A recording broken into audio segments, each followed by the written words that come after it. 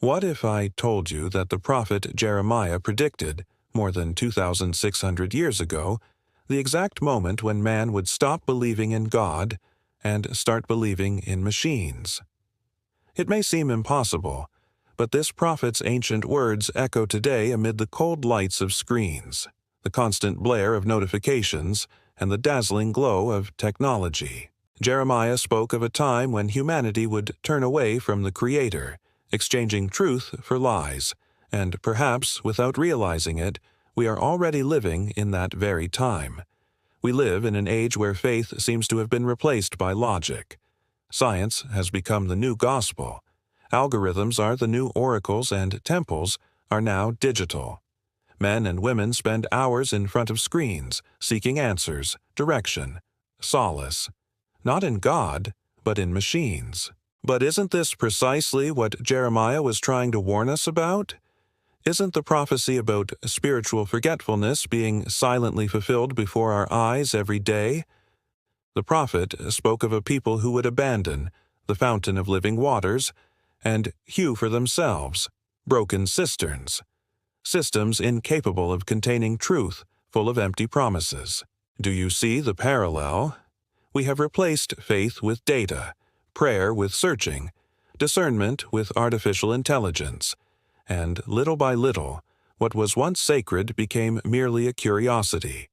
What was divine is now questioned, and what is false has become the new object of worship.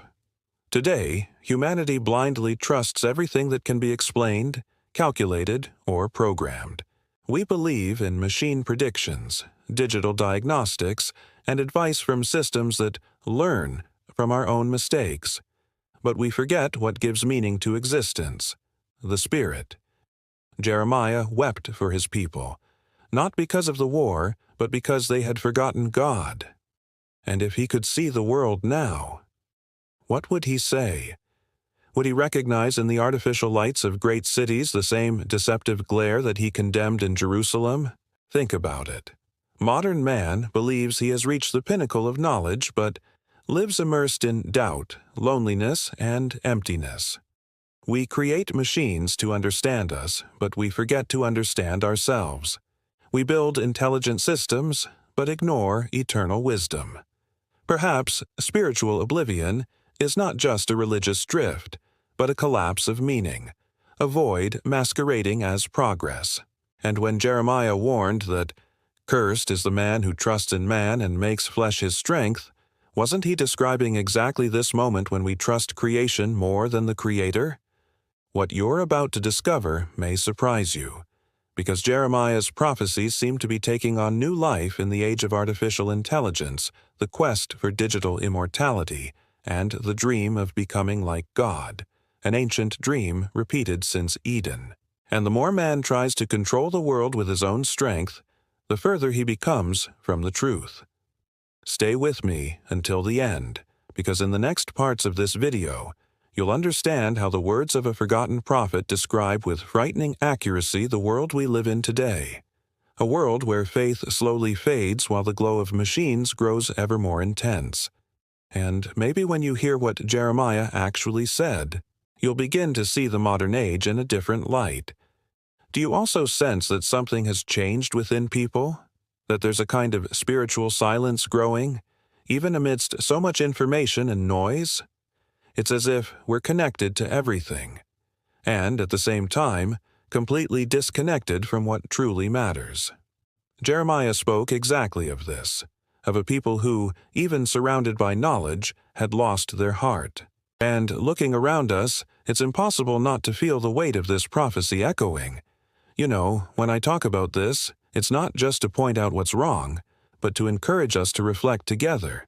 Because maybe you felt this emptiness too. Maybe you've looked around and thought, why does everything seem so cold, even with so much progress? If this topic resonates with you, if what I've said so far has touched you in any way, please leave your thoughts in the comments. I'd really like to hear from you. Every opinion, every story, every feeling you share here helps transform this space into a true meeting place for those still seeking truth in this confusing, technological world. And look, If you believe more people need to hear about this, if you think these reflections can awaken someone who's spiritually asleep, then click the like button. It may seem like a simple gesture, but it's what makes YouTube understand that this type of content matters and helps this message reach many more people. Your participation here is what keeps this channel growing and continuing to exist. It's what allows more videos like this to be produced, more stories to be told, and more people to remember that the prophets saw the future, and the future is now. So, if you want to walk with me through these revelations, if you want to understand what the ancients knew and what is yet to come, subscribe to the channel. That way, you won't miss the next chapters of these prophecies that are being fulfilled before our eyes. But stay with me, because what follows goes even deeper. In the next sections, we'll delve into Jeremiah's exact words and understand how each verse connects to the times we live in, when the machine begins to resemble man himself, and man, without realizing it, begins to forget God. Jeremiah was no ordinary prophet. He didn't speak from palaces or temples laden with gold. He spoke of pain. He wept over the spiritual decay of a people who had exchanged living truth for the illusion of human power. That's why he became known as the prophet of tears. And not out of weakness, but out of sensitivity. Jeremiah felt the weight of what God saw. He saw the future, not just in symbolic images, but in the real consequences of human choices. By that time, Israel had become a nation that trusted more in political alliances than in divine presence. The people sought security in foreign kingdoms, in human strategies, in the riches and rudimentary technologies of the time, and slowly the sacred was replaced by the convenient. It's striking to see how little human behavior has changed. Today, surrounded by technology and information, we repeat the same mistake. We trust more in the creations of our own hands than in the invisible force that sustains everything. Jeremiah carried within himself an impossible mission, to announce the imminent end of an era, knowing that few would listen. He said, "My people have committed two evils. They have forsaken me, the fountain of living water, and hewed them out broken cisterns that can hold no water." This metaphor is deeper than it seems. The broken cistern is the perfect symbol of modern man, full of theories, ideas, and projects, but empty inside. It is the heart that tries to fill itself with fleeting things, but can never retain what is eternal. Digital idolatry is the new altar of the modern world. And the most dangerous thing is that it doesn't feel like idolatry. It feels like evolution. Everything is presented as progress, as liberation. But Jeremiah had already warned. Man's deception would not come in the guise of a lie, but rather in the guise of truth. The most effective lie is the one that disguises itself as enlightenment. The impact of this goes far beyond technology. It's a profound shift in human thinking. Science and faith, which once walked side by side, now find themselves on opposing sides. Humanity seeks to dominate the divine rather than understand it. It seeks to decipher God with microscopes and algorithms, but it forgets that what is essential cannot be measured, it can be felt. And the more it tries to control the spiritual, the more it loses it. This is the harshest revelation of Jeremiah's forgotten prophecy. God's forgetfulness doesn't happen all at once. It happens gradually, in everyday decisions, in small concessions. First, man exchanges prayer for haste, then faith for doubt, and finally the spirit for the machine. And when he realizes it, he is no longer the one in command. He is commanded. And that's why understanding this prophecy is so important. It's not about rejecting progress, but about remembering that not all advancement is evolution, that there's a difference between creating and replacing. Jeremiah saw what many still do not, the danger of a world that believes it has surpassed the Creator, when in fact it has merely lost itself in its own reflection. If this passage made you think about how close we are to this reality, write the word consciousness in the comments. Because perhaps that's what we need most right now, to regain consciousness before the truth disappears forever. With each new technological advancement, It seems that humanity is approaching something great, but also something dangerous. We are entering an era in which science has ceased to be merely a tool and has become a deity. People no longer ask what is right, but what is possible. And in this insatiable quest for power and control, humanity begins to believe it can master even that which it does not understand, the very essence of life. Artificial intelligence, for example, is treated as a new form of consciousness, cold, logical, yet nearly omniscient. It learns, speaks, creates, thinks, and, in a way, begins to assume the role previously reserved only for God, that of knowing the innermost being of human beings. Just observe how many already treat it as an entity. They ask questions about the meaning of life, seek advice and trust answers generated by lines of code. It's as if humanity is slowly transferring its faith from the soul to the algorithm. Transhumanism goes even further. It promises to surpass the limits of biology, conquer death, and merge the human body with the machine. There's talk of digital immortality, of consciousness transferred to chips, of synthetic bodies that never age. It's the attempt to conquer eternity. Without God. An ancient quest disguised as modernity. Jeremiah already warned about this, about the man who trusts in himself, who makes flesh his arm and turns away from the true source of life. And the most striking thing is how this warning, written millennia ago, seems to describe exactly what we're experiencing now. Man, in his arrogance, believes he has reached the pinnacle of wisdom. But with each new step toward technological perfection, he moves further away from spiritual perfection. It's as if we are trying to create a new Eden, only this time without the Creator. And, ironically, the more we try to build this artificial paradise, the emptier we become. The glow of screens has replaced the light of faith. Connection with the divine has been exchanged for digital connections. And so, humanity repeats the same mistake Jeremiah so lamented, placing its trust in what can be touched, seen, and programmed, forgetting the invisible that sustains everything. Now, I want to delve even deeper into this subject, because what's happening before us isn't just a technological revolution, it's a transformation of mindset. Humans have stopped seeing themselves as creations and started seeing themselves as creators. They believe they can correct nature, improve the body, erase death, reinvent the soul. But there's a hidden truth behind this discourse of progress, the desire to control that which should be revered. It's the same impulse that, from the beginning, has driven humankind to want to be like God. Behind the scenes of this new world, faith has shifted gears. Previously, answers were sought above. Today, they are sought in laboratories, servers, and databases.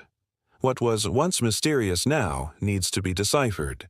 What was once sacred needs to be explained.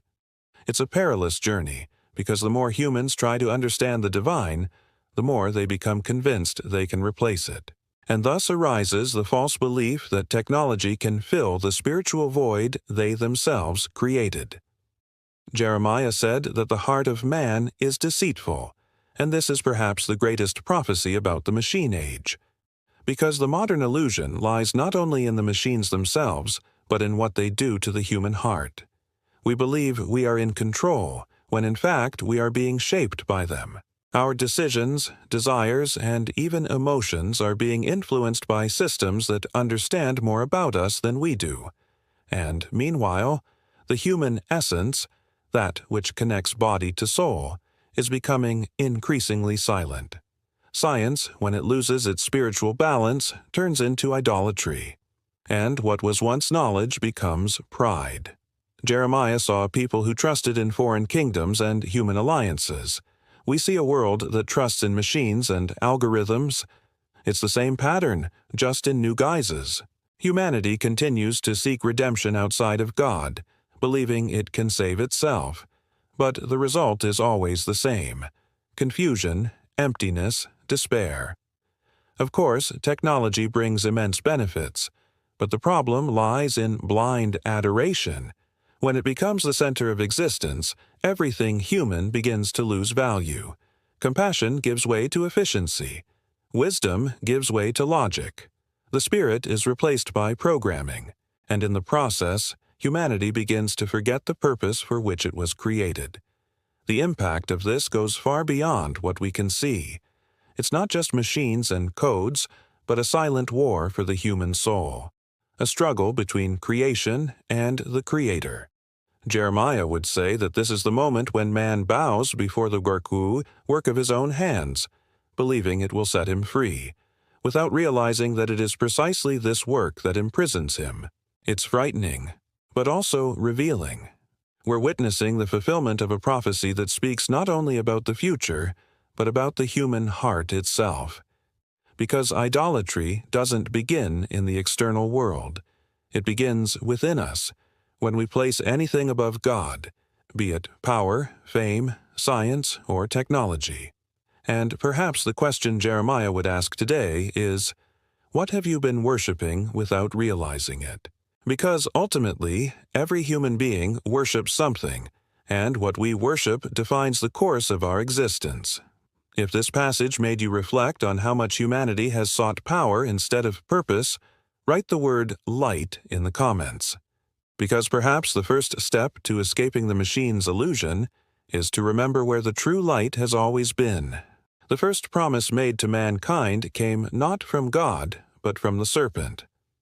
Back in the beginning, in the Garden of Eden, it whispered a phrase that would change humanity's destiny.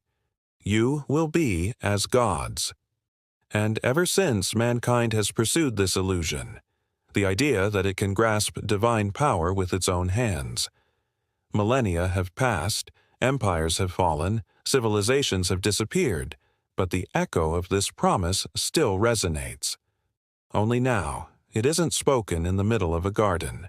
It comes from screens, from laboratories, from voices that promise a future where nothing will be impossible.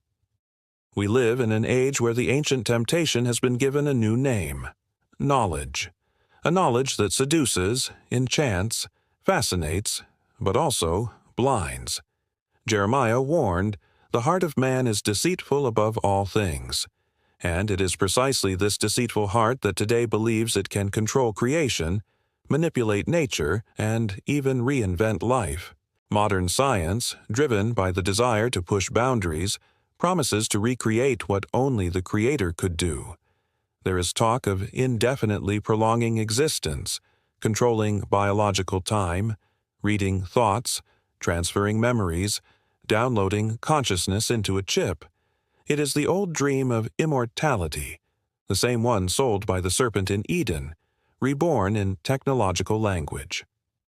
Now, I want to delve even deeper into this subject, because what's at stake here is not just the advancement of science, but the fate of the human soul. There's a fine line between seeking knowledge and becoming enslaved by it. When knowledge is used to understand creation, it elevates humankind. But when it's used to replace the Creator, it corrupts them. And this is exactly what Jeremiah saw in his time: a people who had convinced themselves they could prosper without God, that human power would suffice. Today, this same spirit manifests itself in a more sophisticated, quieter, more convincing way. The voices of modernity say, you can be anything. You can create, you can heal, you can control. Man is led to believe he can correct his own death, that he can become his own savior. It is the promise of the serpent, now wrapped in binary codes and scientific language. But behind this quest for perfection lies a growing emptiness, because the more man tries to become a god, the further he moves away from that which makes him human. Behind the scenes of this race for power, there is something few realize. Knowledge without wisdom breeds destruction. The same fire that warms also burns. The same technology that heals also enslaves. And man, in his blindness, continues to believe he dominates what he creates, when, in fact, it dominates him. Jeremiah knew that corruption begins not in the hands, but in the heart. And that is why he said the human heart is deceitful. because it is capable of justifying anything, even sin itself, in the name of progress. Today, we see this on a grand scale. Science is no longer a tool for discovering truth, but for shaping it. If something cannot be proven, it is discarded. If it cannot be measured, it is denied. And so, everything spiritual becomes invisible to the eyes of the world. Humanity has become dependent on the tangible, on what can be touched, quantified, and stored. And this is precisely what Jeremiah would call the idolatry of the intellect, the worship of knowledge for its own sake. What was once a quest for spiritual enlightenment has become a race for information. People accumulate data but lose discernment. They know everything but understand nothing. And the more they discover, the less they understand the purpose of life. It's a cruel irony. The more intelligent we become, the further away we become from wisdom. There is something deeply symbolic about this time. Man creates machines that imitate him, that think, speak, and even feel, and almost unconsciously begins to worship them. He believes that in them he will find the definitive answer, the path to immortality. It's the same error as Adam and Eve, only now dressed up in the guise of science and reason. What Jeremiah saw as an idolatry made of stone and metal, we live as an idolatry made of silicon and light. But the most dangerous thing is the disguise. Modern deception doesn't come with horns or smoke, it comes with promises of evolution. The new paradise isn't in the sky, but in cyberspace. The new God doesn't ask for sacrifice, it asks for access. And so, subtly and elegantly, humanity kneels before a digital throne, convinced it is free, when in fact it is trapped in a carefully constructed illusion. Jeremiah would remind us that all power has a price, and that the price of pride is downfall. The man who tries to equal God inevitably gets lost in the labyrinth of his own creation. And this is exactly what we see happening. A confident, connected, informed, yet spiritually lost generation. The knowledge that was supposed to liberate imprisons. The technology that promised to bring us closer isolates. The mind that should expand becomes a slave to its own ideas.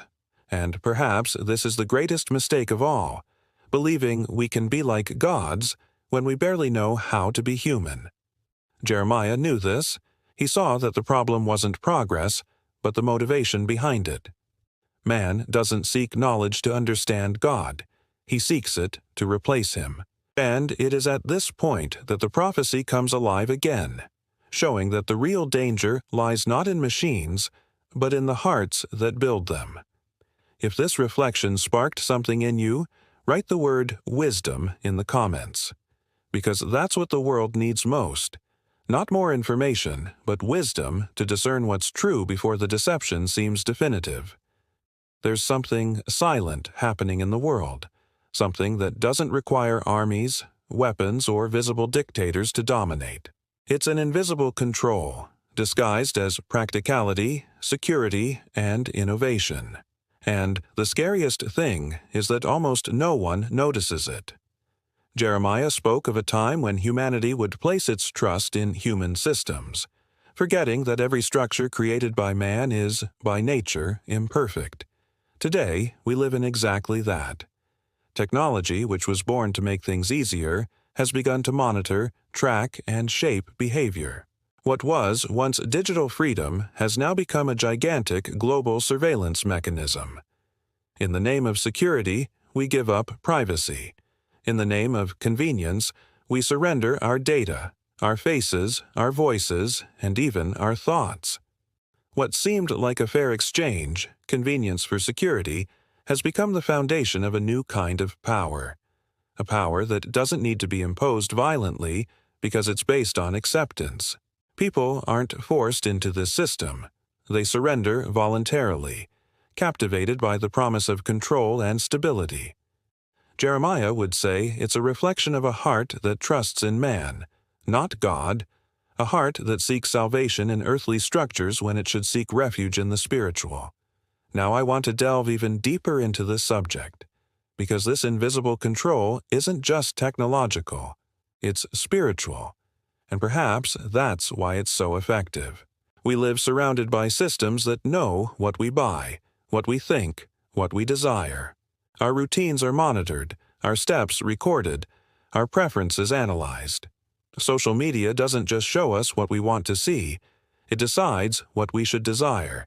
And this is the principle of total domination, the kind of domination that ancient prophecies already foretold. The Bible speaks of a time when no one could buy or sell except one who had the mark. For centuries, many interpreted this passage symbolically, but what we see today seems to give literal form to this scenario. Centralized digital currencies, transaction tracking, biometric authentication, social credit systems, all of these are connecting into a single web, a global network capable of controlling who participates and who doesn't in the economy, who has a voice, and who is silenced.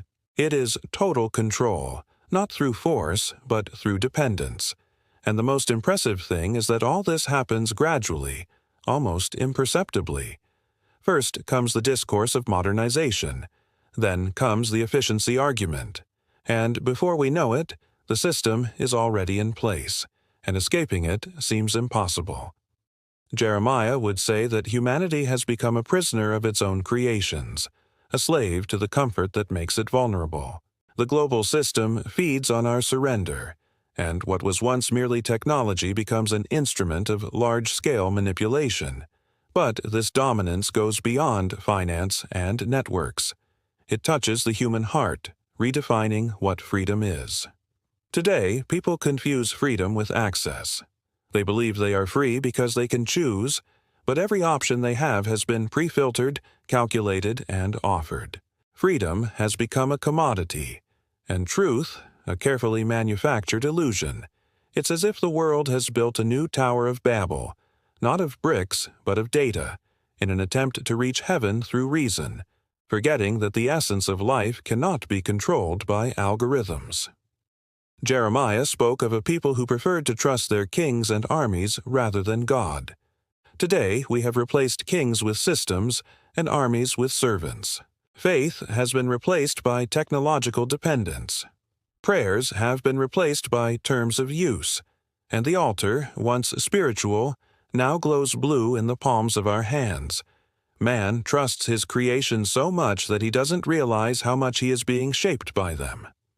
Invisible control is effective because it doesn't impose itself. It seduces. It offers conveniences, benefits, rewards. It observes you, understands you, anticipates you. It's the kind of dominion that doesn't need walls because it resides within the mind.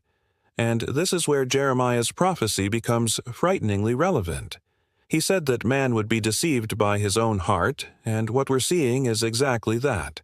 A generation convinced it is free, while voluntarily walking toward digital imprisonment.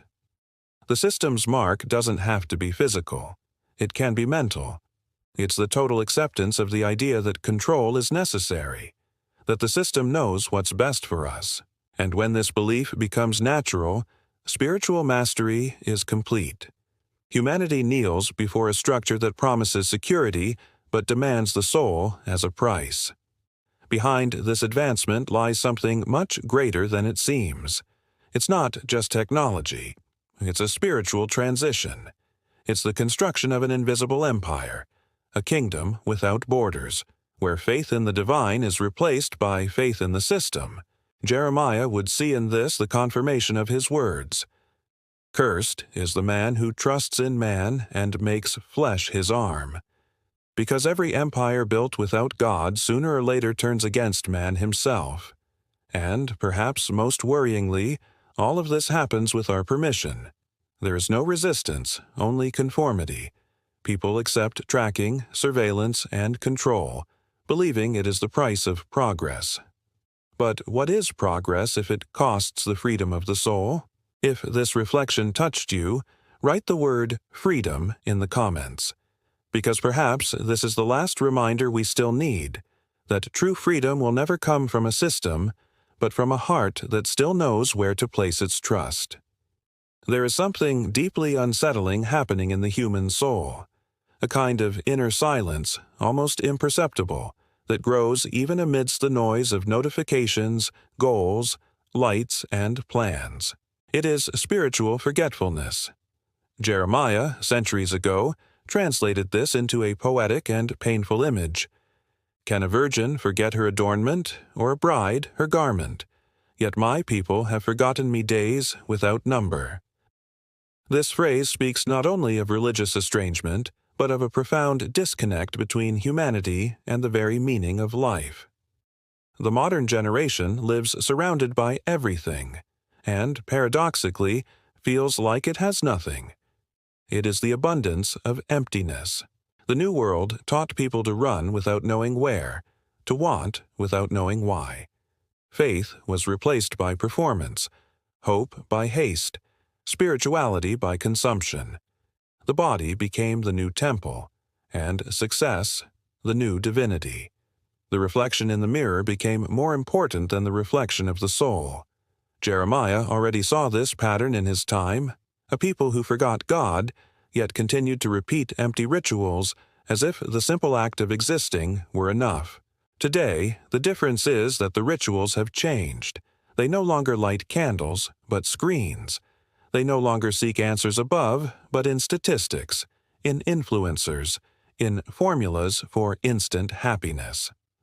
Now, I want to delve even deeper into this subject, because spiritual forgetfulness doesn't happen overnight. It sets in slowly, like a silent virus. First, people become distracted.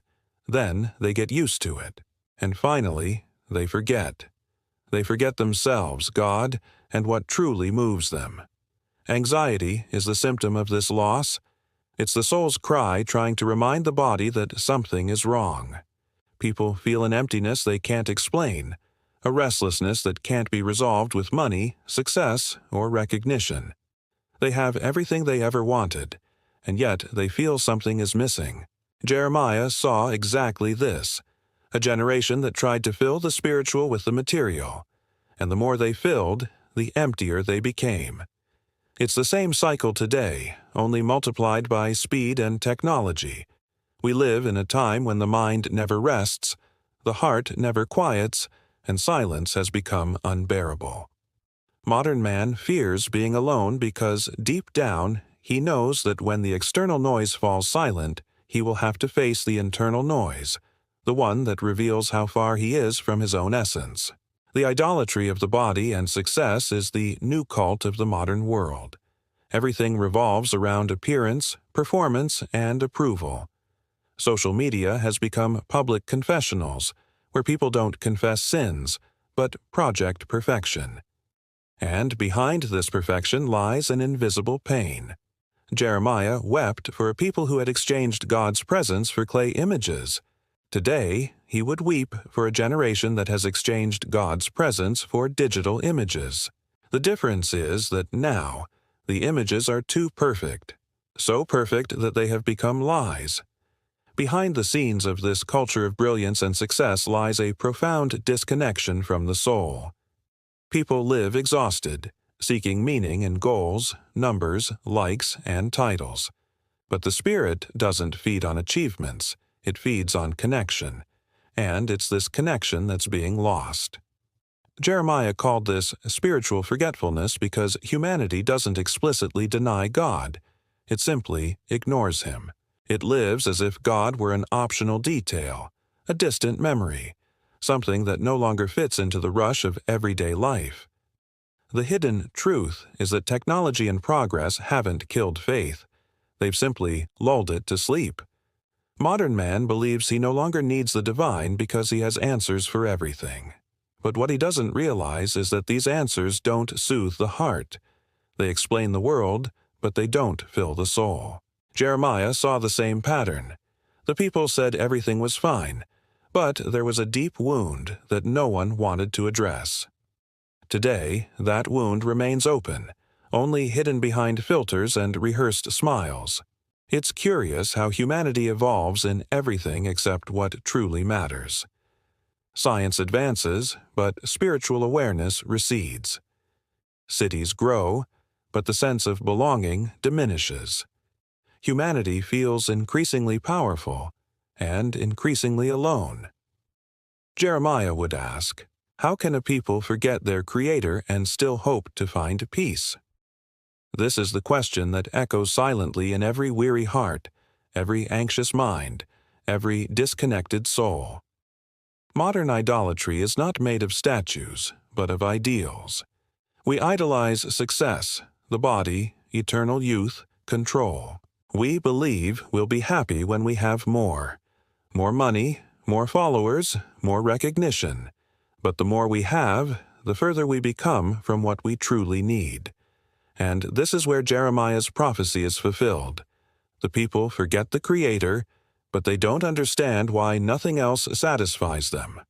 Perhaps the great revelation of this time is this: humanity is not dying from a lack of resources, but from a lack of meaning. It is not the hunger of the body that destroys modern man, but the hunger of the soul. Jeremiah knew this. He knew that a heart without God is like a cracked cistern. No matter how much it fills, it never holds water. And this is exactly what we see today: a generation that drinks from 1,000 springs and yet remains thirsty. If this passage touched you, write the word remembrance in the comments, because perhaps, deep down, all the soul needs is to remember where it came from, what it lost, and who first called it. Jeremiah wept, but not for the ruins he saw, nor for the burned cities that mark the end of an era. His tears were not of fear, but of spiritual pain. He wept because the people had forgotten the essential. The heart of his message was not condemnation, but love. He did not cry out to frighten, but to awaken. And perhaps this is one of the most profound truths about the prophet. Jeremiah did not mourn what was seen on the outside, he mourned what was lost on the inside: faith, purity, connection with the divine. At that time, he observed a people surrounded by empty promises, by leaders who preached peace while evil grew silently. The people believed all was well, that God was still with them, but their actions showed otherwise. And the prophet, in tears, cried out, "Return to the Lord before it is too late." He saw the abyss opening between humanity and the Creator, a chasm dug by pride and self-sufficiency, the same pride that today, disguised as modernity, makes humanity believe it can live without God. Now I want to delve even deeper into this subject, because Jeremiah's cry doesn't just belong to the past. It is the echo of a cry that still resonates, spanning the centuries. Jeremiah wasn't speaking just to Jerusalem. He was speaking to every generation that dared to exchange the eternal for the fleeting. And when we look at today's world, so advanced, so fast-paced, yet so empty, it's impossible not to feel the same weight on our own souls. The prophet saw people who sought meaning in rituals, but not in repentance. People who spoke God's name with their lips but denied it in their actions. And isn't that exactly what we experience today? We live in an age of talk about love, but without true love. An age where everyone talks about freedom, but few are truly free. Jeremiah's words resonate powerfully because they describe a spiritual pattern that remains alive. Man forgets the Creator, gets lost in his own creations, and then wonders why he is unhappy. And the most painful thing is that Jeremiah knew that return was possible, that the way back still existed. He didn't preach destruction for pleasure, he preached repentance as hope. He believed that as long as there was a heart willing to listen, there would still be salvation. Jeremiah spoke not with the power of rhetoric, but with the weight of experience. He was persecuted, rejected, humiliated, but he never kept quiet. He understood something few do, that a true prophet doesn't speak what the people want to hear, but what they need to hear. And what he said, repeatedly, was simple and profound. Return. Return before your soul grows accustomed to living far from the light. Return before the noise of the world becomes louder than the voice of God. Return before emptiness seems normal. Jeremiah's pain was not only for the coming punishment, but for the spiritual blindness that prevented the people from perceiving the danger.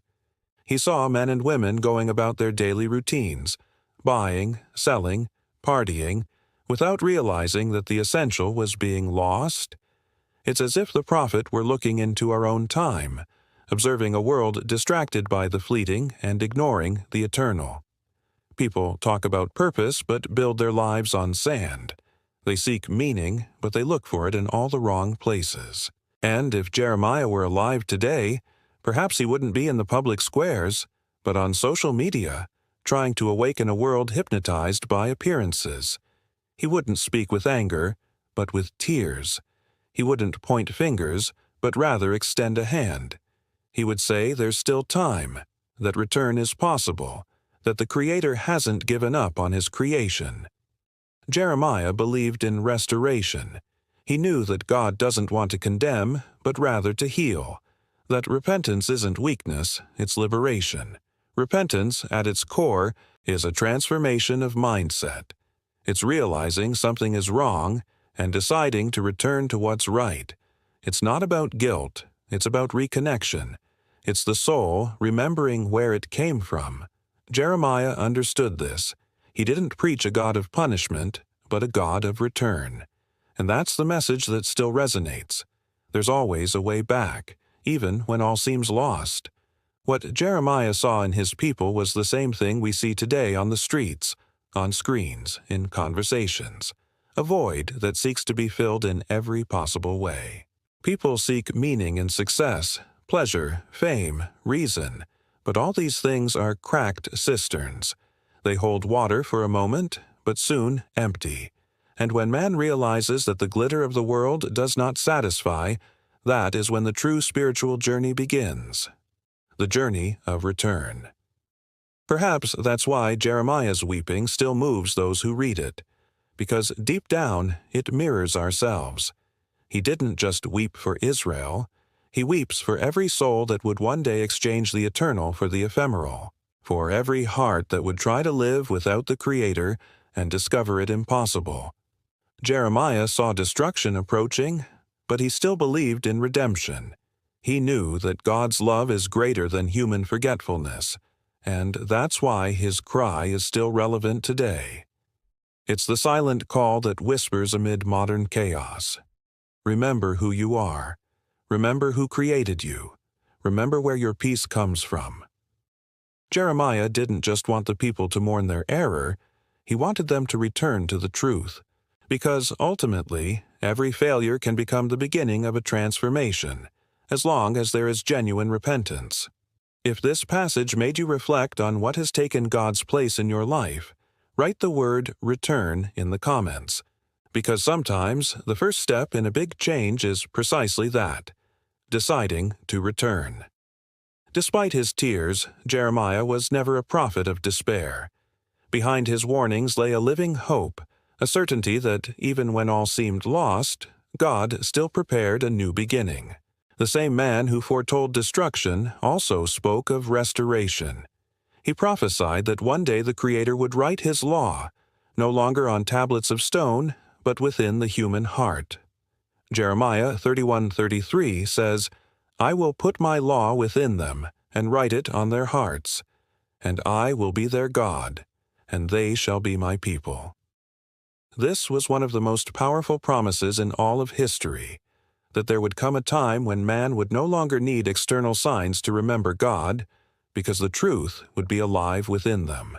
And perhaps we are precisely on the threshold of that time, a period in which the chaos and noise of the world will not be enough to completely silence the voice that whispers within every awakened soul. Jeremiah believed that, after oblivion, would come revival, that, after exile, would come return, that, after the ruins, the heart would be rebuilt, not by the hands of man, but by the presence of God. And this is what makes his message so timely. It is a reminder that hope does not die, even when everything seems meaningless. Now, I want to delve even deeper into this subject, because true spiritual awakening doesn't happen when the world quiets down, but when the human spirit decides to hear God's voice amidst the noise. We live in days when the sound of machines, notifications, and emergencies try to drown out the silence of the soul. But there are people who still stop, breathe, and listen. People who haven't allowed themselves to be numbed by the system. They sense something greater happening, something that can't be seen with the eyes, but perceived with the heart. These are the ones who, according to Jeremiah, carry within themselves the new covenant, a faith that doesn't depend on temples, dogmas, or algorithms, but on a living and intimate relationship with the Creator. The most beautiful thing is that Jeremiah didn't just speak of a religious return, but of a complete transformation of the human mindset. He believed in a profound change, capable of restoring what the modern world has tried to erase: spiritual sensitivity. In a time when humanity relies more on data than feelings, Jeremiah said that God would once again speak directly to the heart. This is the essence of prophetic hope, not a return to the past, but the birth of a new consciousness. And even though the world seems plunged into turmoil, there are signs that something is awakening. More and more people are realizing that emptiness cannot be filled with technology, and that peace cannot be found on screens. There is a silent movement of souls who are once again seeking the invisible, the eternal, the essential.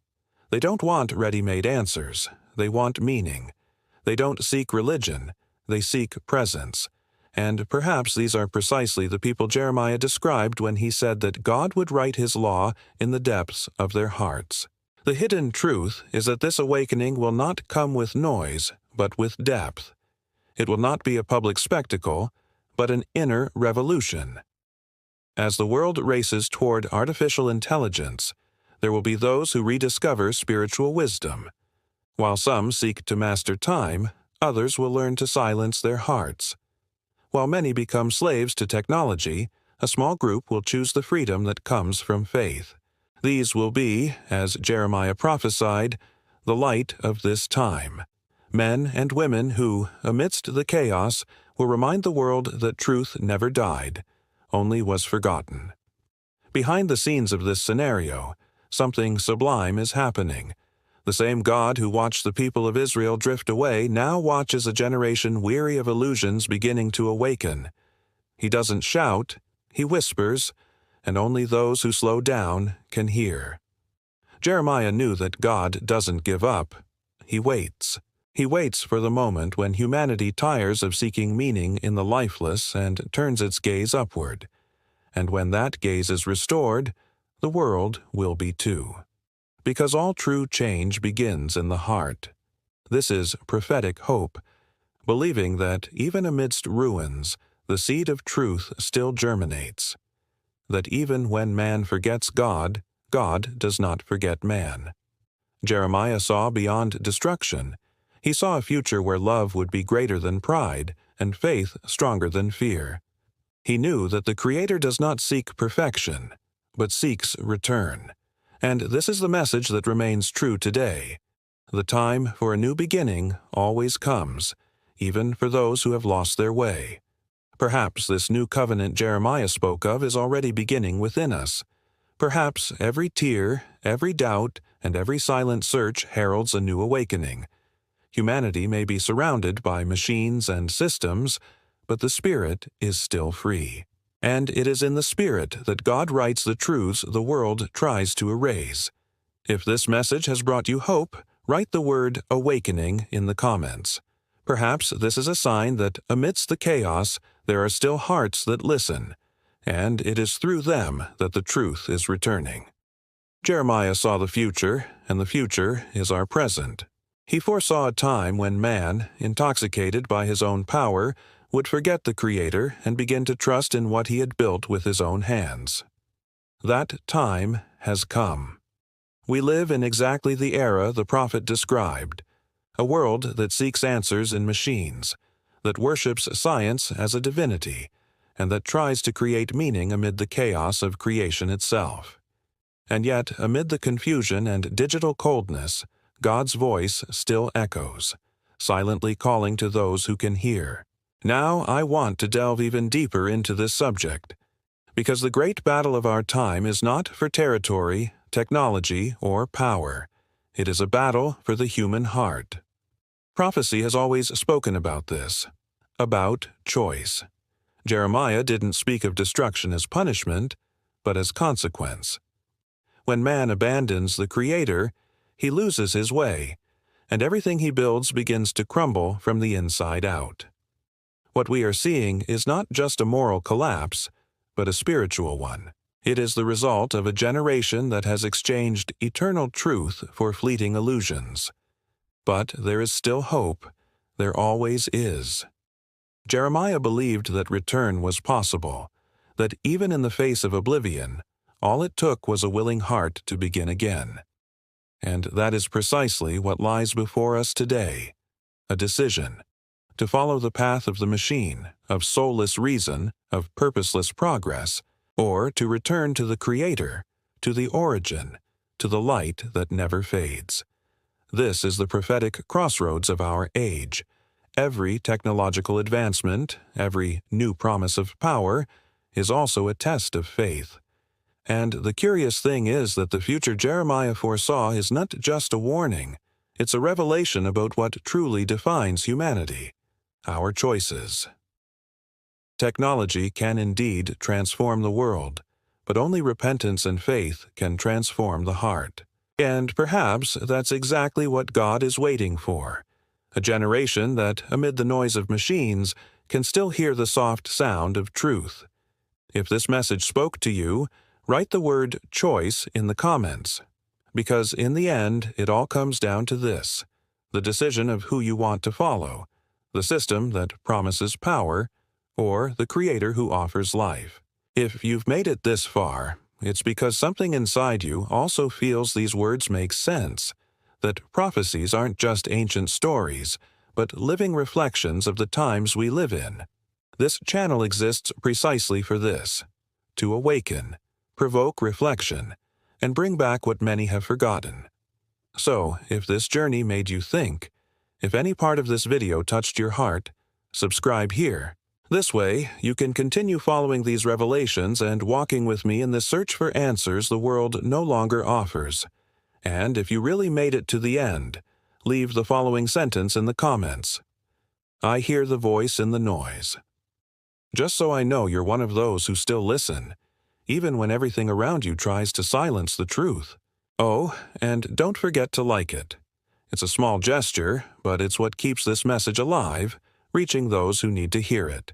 There's a video here that complements everything we talked about today. The Prophecy of Ezekiel and the Living Machine. Click and stay with me there. The story that follows will make you see the future with different eyes.